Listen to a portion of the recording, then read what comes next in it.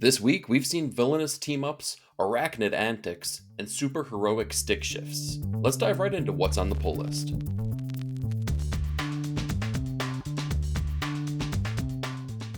We're going to start this week with Absolute Evil number 1, written by Al Ewing with artwork by Giuseppe Camuncoli.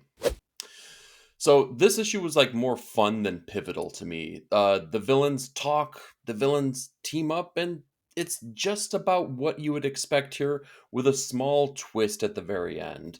The concept feels more fun than the execution actually is. It's kind of a slog to get through this issue for me personally. There's a lot of talking heads. There's not a whole heck of a lot of action. It was okay, but, like, all of the narrative really felt forced, and for the most part, I'm kind of an Al Ewing fan, and it might be actually me becoming more so of an Al Ewing apologist at this point, but the narrative definitely didn't work in this. I don't understand why the villains were coming together. I don't understand the reasoning for it. I know why they're doing it from a DC all-in, DC Absolute perspective, but it just didn't really work for me. There are a couple cool unexpected moments, definitely look out for those, but I'm looking for a differentiator in the Absolute universe, and this did not have that for me. All right, let's talk Absolute Superman number 12, written by Jason Aaron with artwork by Rafa Sandoval. This is exactly what I've been waiting for from the pages of this book. For maybe the first time since issue number 1, I feel like I can understand the character of Kal-El in this universe at this age right here and right now. We got to spend so much time with him on Krypton and learning his upbringing, which lasted longer in the Absolute Universe than it did in DC Prime. So I really kind of like that we're now starting to see what it means to be Kal-El. Sandoval doesn't get a lot of opportunities to do big and crazy things here, but what he does in here really helps the book shine, and it's really what the story calls for. I love when he is on the artistic duties of this book. I feel like it's not maybe make or break, but I can tell you it's much better when he is the one drawing this book than anyone else. With all that being said, though, this arc is a bit meandering, and I don't know. I need something more, something different to start propelling it forward here. I feel like maybe this issue was the catalyst for this. I want to see a little bit something more, a little bit something different, maybe a little bit something crazier, such as what we're getting in Absolute Batman, but maybe don't crank it up to 11 just yet. All right, let's talk the Author Immortal number 1, written by Frank Barberi with artwork by Morgan Beam. So first and foremost, shout outs to Omega Slice out there for putting this on my radar. It totally slipped me by. I would have not even read this if it weren't for you, so kudos to you, sir.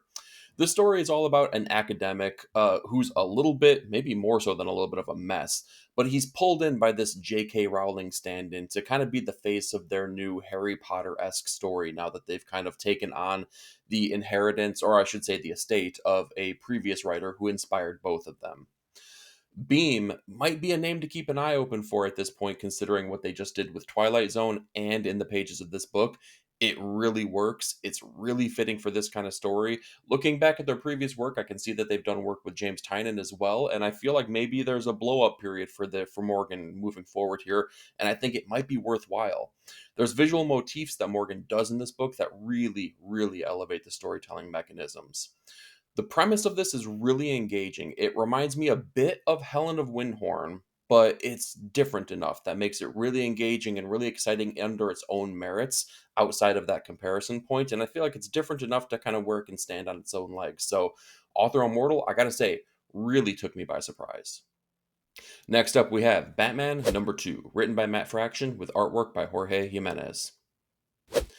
So Robin is attacked by some renegade police officers, and we kind of get to see the upbringing of Tim Drake, kind of, or I should say the education of Tim Drake. And it's kind of cool because we get these flashback scenes of Bruce training him to drive, all the while he is kind of caught in this conflict with the police that Batman tries to intervene and help out. And I really like the maturation that we get to see with the character of Tim Drake here. Again, we're juxtaposing the past where he's learning to drive a stick shift on this old janky truck while he's also trying to deal with the police officers, and also then inadvertently maybe kind of sort of save Batman as well, so he gets to stand in and be the hero. I really loved that about this book. Again, it was a Tim Drake centric issue, and I feel like it was really worthwhile for that character. Now, this is a story that is 100% feeling like it's inspired by events that are maybe transpiring in the real life world.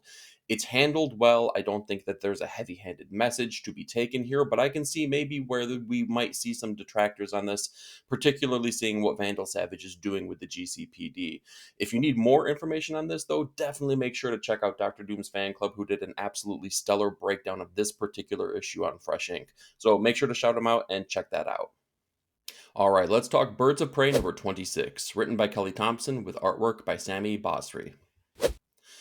So the Birds of Prey, the team, kind of entered this in real life video game scavenger hunt to try to deduce who is behind the recent crimes and kind of what they're after, right? There's a lot of different mysteries that are kind of like layered on top of one another. The dialogue in this, though, is a little bit contrived, if I'm being honest, which is outside of the norm for a Kelly Thompson book. But the story structure and events were absolutely sound. I really like kind of what they were trying to accomplish. It was just how they accomplished it and how they got there that felt a little bit, I don't know, a little bit off kilter to me in parts of this book. Bel Air's colors definitely make this story feel cohesive, and with the artistic changes that we've seen, I feel like it tries to keep it well within the world of Birds of Prey that we've established from Kelly Thompson since issue number 1. We've seen a couple artistic changes. Bel Air's color, whether you like it or not, it's a different approach that they're taking on this book, but I feel like it definitely does make it cohesive. So Birds of Prey, it was okay. We're ramping up to the ending here. I'm really excited to see how they wrap this all up, though. Next up, we have DC's Zatannic Panic number 1, an anthology Halloween kind of storyline with a variety of writers and artists. So, right out the gates here, this is way better than I would have ever anticipated. Like, way better.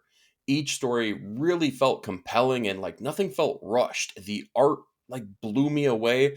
I was just absolutely stunned by each and every mini story that we get here. Standouts among those stories here definitely was the opening arc here with Zatanna, as she does battle like midway through a magic trick where she's supposed to disappear and reappear. Well, during that little disappearance trick, she's basically going to battle. It was really cool. I like how they play that out all the while she's on stage, but the audience is none the wiser to what's happening. Another call out would be D-Dubs and Riley Rossmo, the team behind The Moon is Following Us, doing a Plastic Man story that is a little bit of an unexpected team up, if you will. If you read it, you know what I'm talking about. It was a really cool approach on that, and that team already works magic together, so we already know that they were going to do something fantastic. This is how good anthologies should work. Get the great creators to do these bite-sized stories and do them well. This is a perfect example of it. I'm so glad I didn't skip this because it could have easily been skipped, but it is really, really worthwhile. All right, let's talk The First Americans number 3, written by Chris Retta with artwork by Tad Galusha. So this is the Critical Entertainment team, and this is a really, really cool story here about primitive hunting, tracking, survival, and establishing of the first, indigenous people, I guess, if you will, of, the Americas. And I love the visual pacing in this book. It's an all silent issue, and in fact, it's an all silent series here. But I feel like that premise really works there. The approach makes this all work really, really effectively. There are moments in this book where the artwork has this really nice energy to it, and the thick line work with that energy, particularly some of the action scenes, like the swinging of a primitive weapon. It really works, and it kind of gives me vibes almost of like Jorge Corona on Transformers. Obviously not mechanical, but really cool action scenes here, really great energy of each and every page. There's a great visual language that they're using in this book, and First Americans honestly is a really, really surprising hit, being that it's a silent issue. So if you're looking for something new, refreshing, and exciting, check this out. Next up, we have Good Devils Don't Play Fair with Evil number 1, written by David Brothers with artwork by Nick Dragotta. It didn't take long for me to immediately know I wanted to spend more time within this world. It's this dystopian Mad Max vibe kind of thing that really, really works well here. Now, this is kind of a compilation of different stories that this team has released, both in like the pages of New Bern and maybe some minis that came out, but it's all compiled here for the first time, and it just really works, right? We have the story of these two siblings in this world, right, with differing ideologies. They kind of come to blows over the fact that they cannot see eye to eye. We have this boxer of the apocalypse story that ends up basically having this heavenly fight. It's really cool. This is the kind of story that really makes me long for books like Ghost Cage. I'm currently in the middle of a read of Akira for the first time, and it makes me long for that. It's just so energetic. If you like Absolute Batman and you think that goes crazy, I really encourage you, go read Ghost Cage, go read Good Devils. It's that kind of energy that I feel like we're maybe lacking a little bit in American comics, but I love that this team is bringing that forward. Also, I have to say, for each of the three stories that we get here, you have a different artistic approach on there. It's all Dragotta, but we have some of them that are kind of like the page layouts. You kind of can see the entirety of each and every page. Some of it is traditionally drawn, some of it is digitally drawn, but they kind of put that on display in a really great way. So I got to say, Good Devils, for being a one shot, really, really excited me. All right, next up we have Poison Ivy number 37, written by G. Willow Wilson with artwork by Adigan Ilhan. So, Pamela is a really complex, interesting character, and that doesn't always work to her benefit because this issue leaves you kind of like just wanting to shake her by the shoulders, right? Shaking the pages of this comic, just like begging her to do the right thing because she consistently goes against her gut instinct, and her gut instinct kind of sucks and she fails miserably, but she tries to do the right things, but at every turn she gets called out for consistently falling under the worst possible instincts. This is the kind of issue that just, I don't know, it's frustrating, but it's frustrating in the right way. It's kind of like when you have an actor that does so well being a bad guy that you end up hating them. That's the way you feel here. But Pamela isn't a bad guy. She's just a complex, really, I don't know, a character that is more true than I feel like the perfection of what we get from a lot of superheroes. I really dug the new artist on this issue as well. I feel like their storytelling mechanisms and their style really fit the vibe of this book here, and it continues to be one of my favorite each and every month from DC. All right, let's talk Rook Exodus number 7, written by Jeff Johns with artwork by Jason Fabok. So the team looks to build up their ranks. We're kind of we see this come right off the heels of the previous issue that we got, and we know that Rook, we know the Direwolf, they have a plan. They're going to stay on this planet, and they plan on basically not abandoning it. They're looking to kind of survive, but they need more team members, more wardens to be able to assist them on their fight. Direwolf goes to try to reach out to her corrupted warden father, and that kind of plays out in an interesting way. There's more to be seen here. The team, though, what I really have to really commend them on is doing such a great job, a quick job, but a great job, catching readers up on everything that happened in the first arc within like a page. It's like, boom, right there, and it's done. But it does so in a way that it's not just an exposition dump. I feel like they effectively worked that in. But also, they gave you enough plot details and story mechanisms to really push the story forward in a way where it could have been stuck in neutral and it wasn't. These new characters were really exciting. The new villain that we kind of get to see is super creepy, and it's definitely going to cause problems for our wardens here. So, Rook Exodus is back. The artwork is fantastic. The story is engaging. Get yourself excited. All right, let's talk Skin Police 2, number 2, written by Jordan Thomas with artwork by Daniel Gate. So where the last issue kind of felt like a refresher as it was like issue number 1 of the second volume of the series, this one really moves that plot forward. So Officer Ekix he's kind of feeling the corruption within his ranks. He's starting to see that maybe there's more to this story behind being one of the Skin Police than what he's being led to believe. There are things that are happening here. The dupes are surviving these popping events that kind of make them go on these murderous rampages. And now we're starting to see that, there is definitely something being hidden amongst the greater, facets of the Skin Police. The dupes are kind of strategically implanting themselves into the lives of these officers as well, and it's really making the war hit home for them. And it's really making, again, our main character, Ekis, question what line he really needs to stand on. There's also some really cool ideas of things that are happening in the past or some kind of level of influence that are happening with these dupes as well. We're starting to get spoon fed some other really cool ideas that are happening here. Skin Police continues to be exciting. The artwork is really great with this European style. If you're not checking this out, it's a perfect time to jump on. All right, let's talk Speed Racer number 3, written by David Papos with artwork by David Tinto. So Speed goes after the Cat's team of drivers as he knows that they are the ones that were responsible for kind of like putting his dad in the hospital, right? Being the ones that really kind of pressured him and went to his garage. But all the while, Racer X is kind of watching from the sidelines. And it comes down to basically Speed and Racer X racing for pinks for each one of their cars. And it really works. It is a tropey issue from that facet, but it's an exciting one as well. Like we're leaning on the ideas of the fact that this was also adapted from a cartoon while kind of like leaning into making it bigger, more a bigger idea than what it is. It's incredibly fast paced as it should be with the title and the artwork on this one. But it just all works here, right?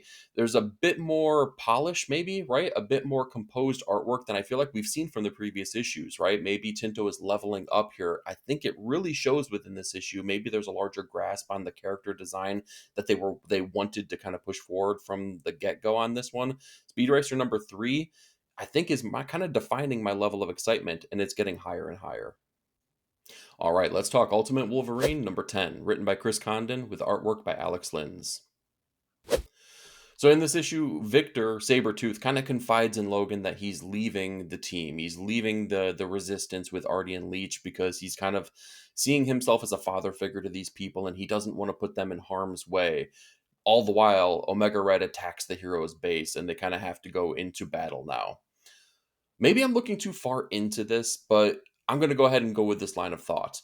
I like what Chris Condon is doing with Victor and his upbringing because we know that in the Marvel 616 universe, Victor Creed is an incredibly villainous and torturous character.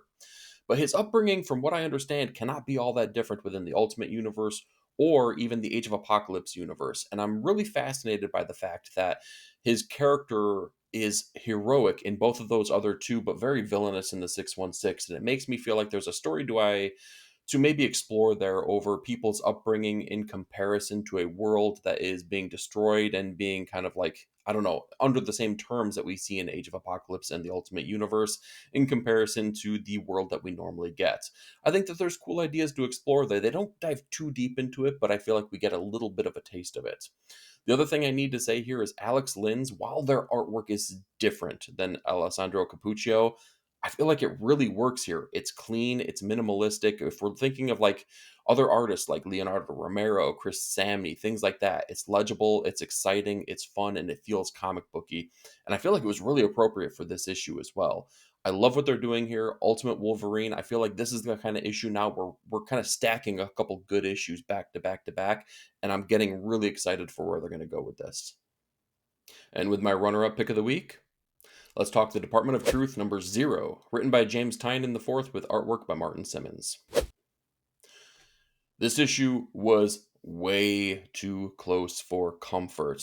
If you're the kind of person that wants to kind of tune out and stay away from the news and stay away from the things that kind of like are, I don't know, going on in the real world, maybe take a step back from this because it feels very in tune with that. It's unsettling under like a microscopic degree. Simmons on art is a welcome, addition back to this team, right? I feel like we had that other arc with a different artistic approach that really worked, but I feel like the storyline drug on a little bit more, and this was centered all around kind of the idea of the Pizzagate conspiracy and kind of like the people behind that mechanism, and maybe the team that is like kind of taking over the Department of Truth, I think, maybe a little bit. We had our main players, but now our main players are kind of playing the part of the resistance. And I like the way that they're kind of developing these new ideas and kind of starting to lay the seeds of pitting them all against each other. On top of that, we get a backup part of the issue here as we kind of dive back into the past with our agent that was dealing with Marilyn Monroe in the past. Well, now they got to deal with the idea of Elvis Presley as well. It was a great issue. I love seeing Martin Simmons back on this book. I'm very critical of James Tynion books because most of the time they don't do it for me, but when it's done right, it really hits hard. This one definitely hit hard. And with my top comic of the week, let's talk Kaya number 30, written and drawn by Wes Craig. So Kaya has like been through some stuff and they've made some unsavory decisions on their journey within these 30 issues. Some of them being good, some of them being bad, right? But she always tries to make what she feels is the right decision in those moments.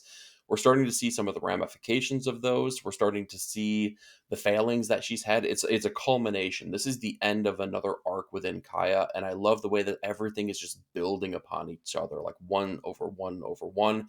And this is all really about Kaya trying to get control of Jin, or to try to get him to be able to control himself.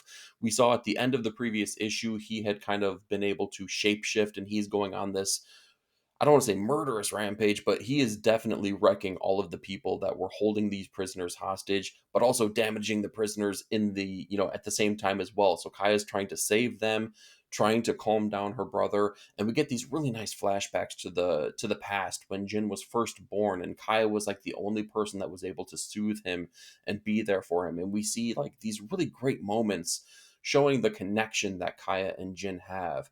All the while, we see the present day where they're fighting tremendously. They're being torn apart. They have different ideas of where their futures are going to be leading them. And it all leads to this heartbreaking ending. Wes Craig is delivering this fantastic hero's journey story. I can't wait to see where they go. This is definitely leaving us on a sour note, a bad note, right? But we're kind of being left open for the sun to rise again, right? This is a downer. We're going to be led to something new coming down the pipeline. We're going to be on a little bit of a break here, but that gives you the perfect opportunity to catch up on this, whether it's in floppies or in trade. 30 issues will go by in a breeze. I guarantee you'll read it like that. If you are not caught up on Kaya yet, give this one a shot. It was totally worthwhile of Top Comic of the Week. So that's what I've got for you this week, but I'm more curious. What did you read, and what were your thoughts? Do me a favor, like, share, and subscribe, and be part of the panel. Leave a comment down below. Thank you so much for watching. We'll talk to you next week.